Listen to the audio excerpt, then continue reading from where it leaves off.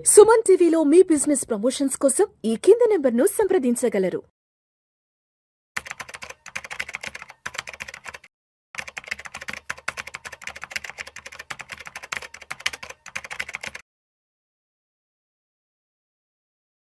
నమస్తే, welcome to Vishnu talks. నేను విష్ణు, ప్రస్తుతం నాతో పాటు క్యూపీఎఫ్పి క్వాలిఫైడ్ పర్సన్ ఫినాన్స్ ప్రొఫెషనల్ చారి గారు ఉన్నారు. చారి గారితో మాట్లాడదాం. సార్, చారి గారు నమస్తే. సార్ నమస్తే అండి. Welcome back to Vishnu talks. Thank you. So Chari గారు, మీరు ఈ మ్యూచువల్ ఫండ్ ఇండస్ట్రీలో, ఈ ఇన్వెస్ట్మెంట్ ఇండస్ట్రీలో ఒక డెకేడ్ నుంచి ఉన్నారు. ఆల్మోస్ట్ ఒక డెకేడ్ కూడా క్రాస్ అయిపోయిందేమో కదా. ఒక 12-13 ఏళ్ళ నుంచి ఉన్నారు. ఈ 12-13 సంవత్సరాల ప్రయాణంలో కొన్ని వందల మంది, కొన్ని వేల మంది పీపుల్తో మీరు ట్రావెల్ అవుతుంటారు. మీ క్లయింట్స్తో ఎంతో మందితో మాట్లాడుతుంటారు. వాళ్ళకి సంబంధించినటువంటి ఇన్వెస్ట్మెంట్ పోర్ట్ఫోలియోస్ అంతా కూడా మీరు చూస్తుంటారు, మానిటర్ చేస్తుంటారు కదా. కరెక్ట్. మరి ఇంతమందితో ట్రావెల్ చేస్తున్నారు కదా, మరి మీ క్లయింట్స్ నుంచి మీరు కొత్తగా తెలుసుకున్న విషయాలు అండ్ వాళ్ళ వైపు నుంచి మీరు నేర్చుకున్న విషయాలు అండ్ రీసెంట్ టైమ్స్లో మీరు నేర్చుకున్న విషయాల్లో మీకు షాకింగ్ గా అనిపించిన విషయాలు ఏమన్నా ఉన్నాయా? అటువంటి ఎక్స్పీరియన్సెస్ ఏమన్నా ఉన్నాయా? అంటే it's a daily learning and development అండి. బేసిక్గా చెప్పాలంటే ఎవ్రీ డే మీరు అన్నట్టు వేల మంది కాబట్టి ఇంకా ఎవ్రీ డే ఒక దగ్గర నుంచి తెలుసుకోవచ్చు.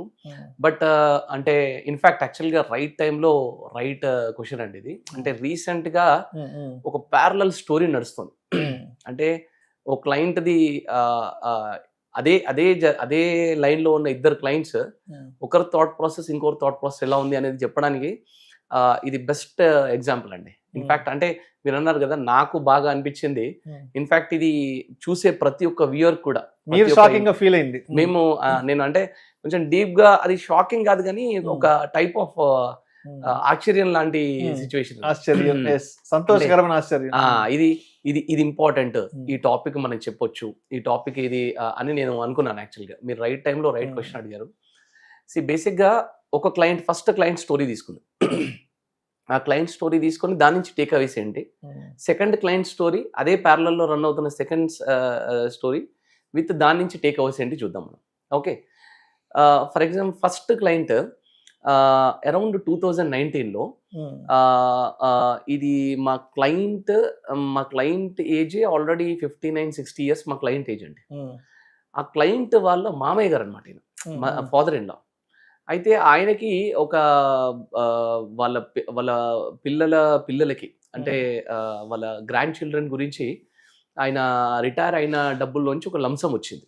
ఆయనకి ఆల్రెడీ పెన్షన్ వస్తుంది, ఆయన దగ్గర రిటైర్ అయిన డబ్బులు ఉన్నాయి అండ్ ఆయనకి ఈ అమౌంట్ ప్రాబ్లం లేదు. అంటే ఒక 6 lakhs నేను మా గ్రాండ్ చిల్డ్రన్ మీద ఇన్వెస్ట్ చేస్తానండి, ఒక 18-20 years వరకు నేను టచ్ అయిన అమౌంట్ని నేను ఇన్వెస్ట్ చేస్తాను, ప్రాబ్లం లేదు అని చెప్పి ఇన్వెస్ట్ చేశాడు ఆయన. సో ఆయన 2019లో ఆ 6 lakhs డబ్బులు ఇన్వెస్ట్ చేశాడు. అలా ఇన్వెస్ట్ చేసి ఆయన మర్చిపోయాడు. యాక్చువల్లీ లంసం పెట్టేశాడు, 6 లక్షలు లంసం పెట్టాడు. ఎస్, మర్చిపోయాడు ఆయన. అయితే ఆయన డబ్బులు పెట్టినట్టు ఆయన మర్చిపోయాడు. డబ్బులు పెట్టించిన ఎవరైతే మా క్లయింట్ ఉన్నారో వాళ్ళ మామయ్య గారితో డబ్బులు పెట్టించినట్టు ఈయన కూడా మర్చిపోయారు. తర్వాత 6 years అక్కడ కట్ చేస్తే ఇక్కడ స్టోరీ ఏంటంటే, 6 years తర్వాత నాకు కాల్ చేశారు మనం. ఇట్లా మా మామయ్య గారు ఇట్లా డబ్బులు పెట్టాను అంటున్నారండి, కానీ నాకు గుర్తున్నంత మటుకు డిస్కషన్స్ మాత్రమే జరిగాయి. ఇన్వెస్ట్మెంట్ చేశారా లేదా ఒకసారి చూస్తారా అంటే, లేదంటే చేశారు, నేను చూస్తా ఉన్నాను రెగ్యులర్గా ఇన్వెస్ట్మెంట్స్ చేశారు, మీరు ఒకసారి గెస్ చేయండి, ఆ రోజు 6 lakhs ఇన్వెస్ట్ చేశారు కదా, సరిగ్గా 6 సంవత్సరాలు అవుతుంది, ఇవాళ ఇన్వెస్ట్మెంట్ ఎంత రిటర్న్స్ వచ్చి ఉండొచ్చు అని అడిగాను. అడిగితే ఆయన అన్నారు, యాక్చువల్గా ఎఫ్డీలో అయితే 9 yearsలో డబుల్ అవుతుంది సార్, మేబీ ఇక్కడ 6 years అవుతుంది కాబట్టి ఇది మ్యూచువల్ ఫండ్ కాబట్టి మీరు అన్నారు కాబట్టి అక్కడ మేబీ ఇక్కడ 6 yearsలో డబుల్ అయిపోయి ఉండొచ్చు. ఒకవేళ 6 lakhs ఇన్వెస్ట్ చేసి ఇవాళ అది 12 లక్షలు కనుక ఉండుంటే వీఆర్ హ్యాపీ సార్, యాక్చువల్గా మంచి రిటర్న్ వచ్చినట్టే మేము హ్యాపీగా ఫీల్ అవుతాం అన్నా. నేను చెప్పాను, మీ 6 లక్షల డబ్బులు ఇవాళ 20 లక్షలు అయ్యాయండి అని చెప్పాను. 20 లక్షలు అయ్యాయి. 3.5 times, almost 3.5 times returns. 3.5 times. ఆయన షాక్ అయిపోయారు. యాక్చువల్గా అసలు మేము పెట్టామో లేదో అనుకున్న డబ్బులు, అసలు 6 లక్షలు పెట్టామో లేదో, 6 లక్షలు కూడా మాకు వస్తాయో లేదో అని తెలియని డబ్బులు ఇవాళ 20 లక్షలు అనేసరికి ఆయన షాక్ అయిపోయారు. యాక్చువల్గా అసలు ఇవాళ 20 లక్షలు వాళ్ళకి ఎదురొచ్చాయి. So 6 lakhs has become 20 lakhs. అయితే ఈ స్టోరీ నుండి మనం తెలుసుకోవాల్సిన మన Key points ఏంటి? కీ పాయింట్స్ Takeaways టేక్ అంటే నెంబర్ 1 ఫస్ట్ పాయింట్, చాలా మంది ఏం చేస్తారంటే ఇప్పుడు ఇన్వెస్ట్మెంట్ ఎవరైతే చేశారో ఆయన ఏజ్ అరౌండ్ 80-85 ఇయర్స్ మధ్యలో ఏజ్ అండి. 85 ఇయర్స్ ఆయన ఏజ్. అంతే కదా. అయితే చాలా మంది ఏం చేస్తారంటే ఈ ఏజ్ లో ఈక్విటీలోకి వెళ్ళొద్దు అని చెప్పేసి ఇన్వెస్ట్మెంట్ చేయడం అట్లాంటివి చేస్తారు. బట్ అక్కడ రిక్వైర్మెంట్ చూడాలి మనం. చాలా మంది చేసే మిస్టేక్ ఇది. రిక్వైర్మెంట్ చూడాల్సింది ఏంటంటే ఆయన ఇన్వెస్ట్ చేస్తున్న డబ్బులు వాళ్ళ గ్రాండ్ చిల్డ్రన్కి 18 ఇయర్స్ తర్వాత కావాలి. అప్పుడు నేను కన్జర్వేటివ్ అప్రోచ్కి ఎందుకు వెళ్ళాలి? నేను combination of equity based combination of balanced అప్రోచ్కి వెళ్ళాలి. ఇది చాలా మంది చేసే mistake. First point, don't decide your investment category of your investment basing on your age. చాలా మంది ఏంటంటే 60 ఇయర్స్లో ఇలా ఇన్వెస్ట్ చేయాలి, 80 ఇయర్స్కి ఇలా ఇన్వెస్ట్ చేయాలి, 40కి ఇలా ఇన్వెస్ట్ చేయాలి. అలా కాదండి. నీ ఇన్వెస్ట్మెంట్ టెన్యూర్ మీద నువ్వు సెలెక్ట్ చేసుకునే కేటగిరీ డిపెండ్ అయి ఉంటుంది. ఇవాళ అది సెలెక్ట్ చేశాం కాబట్టి రేపు పొద్దున ఈ 20 lakhs కాస్త ఇంకో 12 ఇయర్స్లో వర్స్ట్ కేసులో ఇంకో అంటే మరీ వర్స్ట్ కేస్ మార్కెట్ అదే 12% రిటర్న్, నార్మల్ 12% రిటర్న్ అప్రోచ్ వెళ్ళినా అది 70-75 lakhs అవుతుందండి. It's a good amount for his grand children, right? So inflation based return రావాలి అంటే మన టెన్యూర్ని బట్టి ప్రోడక్ట్ సెలెక్ట్ చేసుకోవాలి ఒకటి. రెండో పాయింట్ ఏంటి, ఈ ప్రోడక్ట్ రికమెండ్ చేసేటప్పుడు జనరల్గా మన ఎక్స్పెన్స్ రేషియో గురించి ఒక చిన్న డిస్కషన్ వచ్చినప్పుడు ఆ రోజు ఎక్కువ ఎక్స్పెన్స్ రేషియో ఉన్న ఫండ్ రికమెండ్ చేస్తున్నాము అంటే నేను అన్నాను తక్కువ ఎక్స్పెన్స్ రేషియోతో ఉన్న ఫండ్ ఒకటి చెప్పండి అన్నాను. ఆ రోజు ఫండమెంటల్గా రైట్ ఉన్న ఫండ్ సెలెక్ట్ చేసుకోవాలి, కానీ దాని ఎక్స్పెన్స్ రేషియో ఎక్కువ ఉందా తక్కువ ఉందా అసలు చూడకూడదండి. అసలు ఫండ్ సెలెక్షన్ ప్రాసెస్లో expense ratio is the least bothered thing అండి. ఫండమెంటల్గా ఫండ్ స్ట్రాంగ్ ఉంది అంటే ఎక్స్పెన్స్ రేషియోని పక్కన పెట్టేసి మనం ఇన్వెస్ట్ చేయాలి.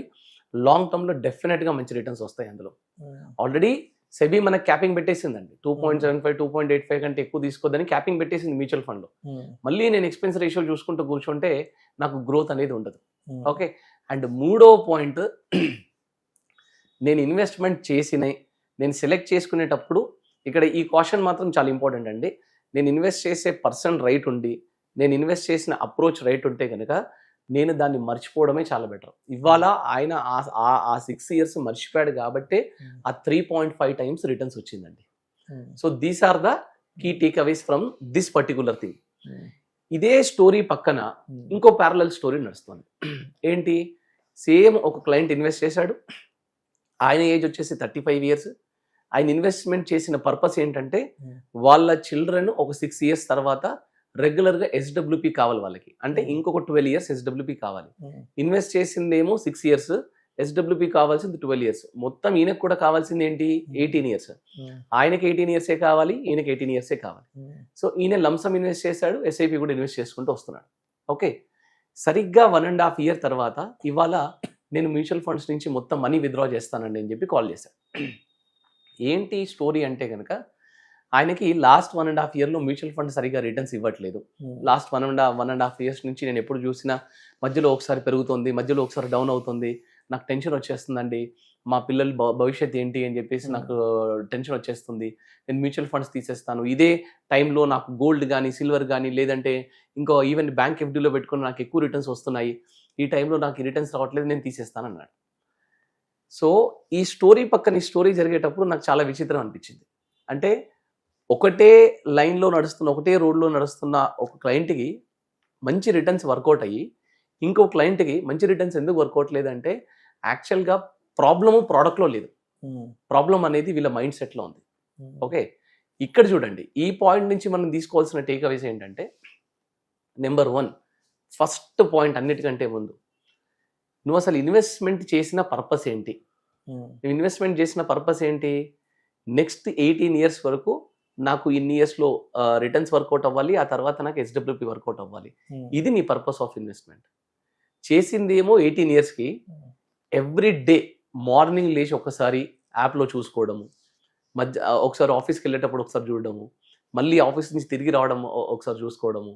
సో ఇలాగా డేలో ఆల్మోస్ట్ ఒక 3 to 4 times నువ్వు యాప్ ఓపెన్ చేసి చూసుకుంటే నీ ఇన్వెస్ట్మెంట్ ఏమో 18 years ఉంటుంది, నువ్వు డైలీ యాప్ చూసుకుంటూ కూర్చుంటే అది ఎక్కడ పెరుగుతుంది? ఇది ఫస్ట్ పాయింట్. అసలు మ్యూచువల్ ఫండ్ సబ్జెక్టే, నాట్ ఓన్లీ మ్యూచువల్ ఫండ్ అండి, ఈక్విటీలో ఏ ప్రోడక్ట్ అయినా సరే every year same kind of return ఇవ్వదు. It is very very clear. The meaning of equity itself is the product which is not giving the fixed return. Every year ఇంత fixed return ఇస్తాను అని చెప్పేది అసలు అది ఈక్విటీయే కాదు. So ఈక్విటీలో నాకు యావరేజ్గా ఒక ఇయర్ తక్కువ వస్తుంది, ఒక ఇయర్ పెరుగుతుంది, ఒక ఇయర్ తగ్గుతుంది. దీనికంటూ కొన్ని సాచురేషన్స్ ఉంటాయి. ఆ సాచురేషన్స్ తర్వాత అది బేసిక్ 12 to 15% రిటర్న్ అనేది రిటర్న్ వర్కౌట్ అవుతుంది. సో ఇది లాంగ్ రన్లో, ఈ లాంగ్ రన్ జర్నీలో చూడాలి మనం. సో ఈయన చేసిన ఫస్ట్ మిస్టేక్ ఏంటి అంటే కనుక డైలీ యాప్ చూడడం అనేది. ఓకే, సెకండ్ పాయింట్ ఏంటంటే అంటే గోల్ బేస్డ్ ప్లానింగ్ చేసుకొని గోల్ని ఫాలో అవ్వట్లేదు ఒకటి. అండ్ రెండవ పాయింట్ ఏంటంటే product comparisons. So product comparisons గురించి నేను సపరేట్ వీడియో చేస్తానండి. సో ప్రోడక్ట్ కంపారిజన్ గురించి నేను ఎక్స్ప్లెయిన్ చేశాను. What are the products available in the equity markets, real estate, gold and mutual funds. వీటికి నేను కంపారిజన్ చెప్పి ఆయన హ్యాండ్ హోల్డ్ చేశాను. ఇట్లాగా హ్యాండ్ హోల్డ్ చేసిన చాలా మందిది మనకి చాలా మంది సిచ్యువేషన్స్ని హ్యాండిల్ చేసినందుకు లాంగ్ టర్మ్లో వాళ్ళకి హై రిటర్న్స్ వచ్చాయండి. ఇప్పుడు ఈ సెకండ్ పర్సన్ని ఫస్ట్ పర్సన్తో కంపేర్ చేయండి. సో ఫస్ట్ పర్సన్కి హై రిటర్న్స్ రావడానికి మెయిన్ రీజన్ ఏంటి అంటే ఆయన 6 years వరకు దాన్ని చూడలేదు. ఓకే, ఆయన ఏమనుకున్నాడు, నా ఇన్వెస్ట్మెంట్స్ ఒక మంచి అడ్వైజర్ చేతిలో ఉన్నాయి, నా ఇన్వెస్ట్మెంట్స్ ఒక రైట్ డైరెక్షన్లో ఉన్నాయి, సో నా ఇన్వెస్ట్మెంట్స్ ఒక మ్యూచువల్ ఫండ్ అనే ప్రోడక్ట్లో ఉన్నాయి, దాన్ని డైలీ చూడొద్దు అని చెప్పి మర్చిపోవడం వల్ల వచ్చిన బెనిఫిట్ అది, డైలీ చూడడం వల్ల వచ్చిన నష్టం ఇది. సో బేసిక్గా ఏంటంటే నాకు అంటే ఈ మధ్య సమయంలో ఈ పాయింట్ వ్యూవర్స్కి తెలవాలండి.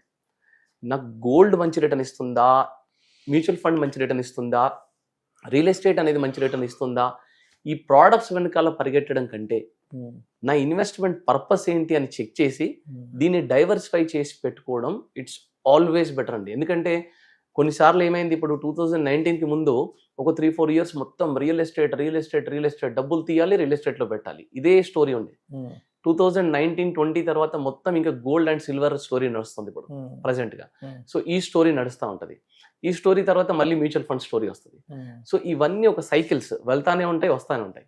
కానీ ఎండ్ ఆఫ్ ద డే మనము పర్పస్ ఆఫ్ ద ఇన్వెస్ట్మెంట్ని మనము సెలెక్ట్ చేసుకొని వెళ్ళాలి. ఈ purpose of the investment goal based planning అంటే ఏంటంటే మీరు ఒక 10 years తర్వాత ఒక అందమైన బ్యూటిఫుల్ వ్యూ చూడాలనుకుంటున్నారు, ఆ కొండపైన ఎక్కే దారి ఇది ఒక ఘాట్ రోడ్ లాగా ఉంటుంది. ఈ జర్నీని మీరు ఎంజాయ్ చేస్తేనే మీకు ఆ వ్యూ బ్యూటిఫుల్గా ఉంటుందండి. మధ్యలో ఆపి నేను సగం దూరం కిందికి వచ్చి నేను మళ్ళీ పైకి వెళ్తాను అని ఉంటే కనుక మీరు ఆ రోడ్లోనే స్టక్ అవుతారు. సో ఫైనల్గా మీరు అడిగిన దాంట్లో ఏంటంటే ఈ మధ్య కాలంలో ఇది చాలా నాకు అంటే ప్యారలల్గా కళ్ళ ముందు జరుగుతున్న 2 స్టోరీలు కదండి, నాకు అది చాలా ఇంట్రెస్టింగ్ అనిపించింది. అండ్ మోర్ ఓవర్ ఈ మధ్య కాలంలో లాస్ట్ 1.5-2 years నుండి ఈవెన్ చాలా మంది ఇన్వెస్టర్స్ గోల్డ్ బెటరా, సిల్వర్ బెటరా, ఈక్విటీ బెటరా, ఈ మ్యూచువల్ ఫండ్ బెటరా అనే సో ఈ మధ్య ఈ సిచ్యువేషన్ లో ఈ వీడియో అనేది చాలా హెల్ప్ అవుతుంది. ఈవెన్ మా క్లయింట్స్ కనుకోండి, లేదంటే వేరే వ్యూయర్స్ అనుకోండి, అందరికి. Thank you sir, thank you so much sir గారు. అంటే ఒక ఇన్వెస్ట్మెంట్ అనేదానికి ఒక లాంగ్ టర్మ్ అనేది ఎందుకు చెప్తాము, ఒక ఇన్వెస్ట్మెంట్కి లాంగ్ టర్మ్ ఎందుకు ప్రిఫర్ చేస్తాము, లాంగ్ టర్మ్లో కాంపౌండింగ్ అనేది CAGR అనేది ఎలా వర్కౌట్ అవుతుంది అన్న దాని గురించి చాలా మంచి ఒక రియల్ టైం కేస్ స్టడీతో మన ఆడియన్స్ ముందుకు వచ్చేస్తారు. Thank you so much sir. Thanks అండి.